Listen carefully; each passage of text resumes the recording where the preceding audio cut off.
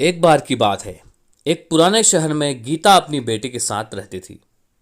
वह अपनी बेटी रश्मि के साथ घर का झाड़ू और बर्तन करने का काम करती थी और अपना गुजर बसर करती थी। पति के देहांत के बाद घर के हालात ठीक न होने की वजह से वह अपनी बेटी को भी अपने साथ ले जाया करती थी। वह लोगों के घर में बर्तन व कपड़े धोने का काम किया करती थी। वहीं एक घर में जिस दिन वह काम कर रही थी, वहीं उसकी बेटी रश्मि ने कहा वहाँ की मालकिन से, आंटी आप कैसे हो? आंटी बोली, मैं मुझे क्या हुआ, मैं तो ठीक हूँ। अरे रश्मि, ये राखी क्यों हाथ में पकड़ी हुई है? रश्मि ने कहा, अरे आंटी मेरा कोई भाई नहीं है। आंटी ने कहा, तो क्या? वहीं रश्मि की माँ बोली, गीता तो मैं सुमिन भैया को राखी बांधूंगी। आंटी, हम ये अच्छा तरीका है राखी बांधकर महंगे महंगे गिफ्ट और पैसे ऐंठने का। अगर तुम दोनों को पैसे और गिफ्ट चाहिए थे तो सीधे ही मांग लेते, ऐसे दिखावा करने की क्या ज़रूरत थी? अब खड़े खड़े मेरा मुंह क्या देख रहे हो? घर का काम भी करना है। आई बड़ी राखी बांधने। ऐसा कहकर घर की मालकिन चली गई। वहाँ सुमित भैया जो है वह घर के मालिक है। गीता, रश्मि हम अजय भैया को राखी नहीं बांधेंगे। चल छोड़, हम गरीब है, शायद इसीलिए हम सुमित भैया व अजय भैया को राखी नहीं बांधेंगे। अजय व सुमित दोनों घर के मालिक हैं। रश्मि, तो क्या हमें ये अपनी राखी किसी को नहीं बांधेंगे? गीता, अरे नहीं, हम हमारे पड़ोस वाले दीपक भैया को राखी बांधेंगे।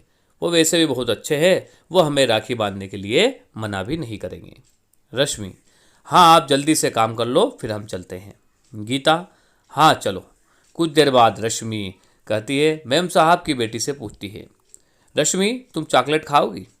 सीता, जो कि मैम साहब की बेटी है, कहती है, हाँ दीदी मैं चॉकलेट खाऊंगी। रश्मि, तो ये लो। इतने में घर की मालकिन आ जाती है। अरे अरे बेटा, ऐसे सस्ती वाली चॉकलेट नहीं खाते, जाओ अंदर जाओ। सीता, ओके मम्मा। मेम साहब का ऐसा रवैया देखकर रश्मि को बहुत बुरा लगता है, लेकिन वह अपनी गरीबी का एहसास करते हुए इस बात को भुला देती है और अपना काम करने लग जाती है। कुछ देर बाद मेम साहब का पति ऑफिस से जाने के लिए वहाँ आता है और आंटी अपने पति से, सुनिए ये मिठाई के बॉक्स कितने के हैं? मेम साहब का पति बताता है कि हर एक बॉक्स की कीमत 500 रुपये है। आंटी, क्या आप भी, आपको पता है ना कि हम ऐसी सस्ती मिठाइयाँ नहीं खाते हैं और इनसे हाथ भी नहीं लगाते हैं, फिर ऐसी मिठाइयाँ क्यों उठा के ले आए? अब मैं इसे फेंक दूंगी। रश्मि, आंटी आप इस मिठाइयों को मत फेंकना, मुझे मिठाई बहुत पसंद है, मैं खा लूँगी। आंटी, हाँ अगर 1 रुपये की चॉकलेट हाथ में हो तो 500 रुपये की मिठाइयाँ पसंद तो होगी ही ना।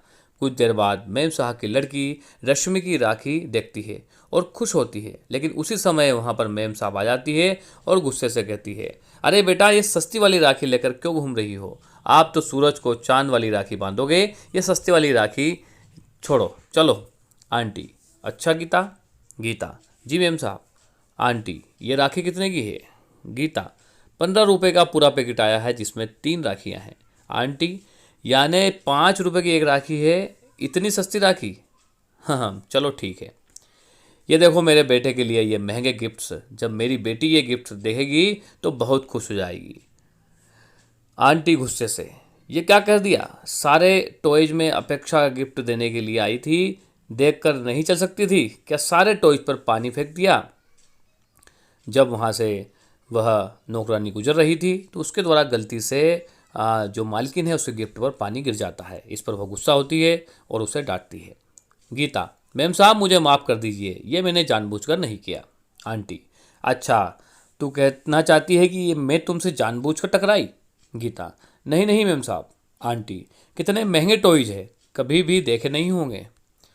हमारी इतने में ही वहाँ पर अचानक से मेम साहब के पति का फ़ोन आता है मेम साहब के पास। हमारी कंपनी को बहुत बड़ा नुकसान हुआ है और इसीलिए अब वो हमेशा के लिए बंद होने जा रही है और हमें इस नुकसान की भरपाई के लिए हमारे घर, गाड़ी और तुम्हारी सारी ज्वेलरी बेचना पड़ेगी, और अगर इससे भी भरपाई ना होगी तो हमें हमारे गांव की सारी प्रॉपर्टी भी बेचना होगी। जब हम जल्दी यहाँ से निकल सकते हैं तो तुम पैकिंग कर लो, हम यहाँ से चलेंगे। आंटी, पर हम कहाँ जाएंगे?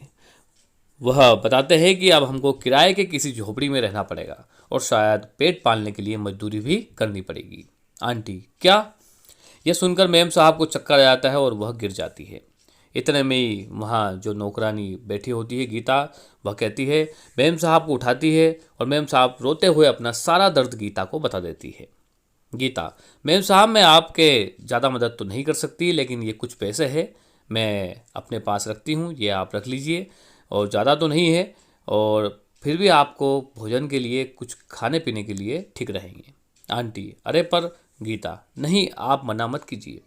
आंटी, मैं कितनी बुरी हूँ, पैसों के घमंड में मैं अंधी हो गई और तुम्हारी अच्छाई को मैं देख नहीं पाई और तुम्हारा बहुत अपमान किया, तुम्हें बहुत नीचा दिखाया, मुझे माफ़ कर दीजिए।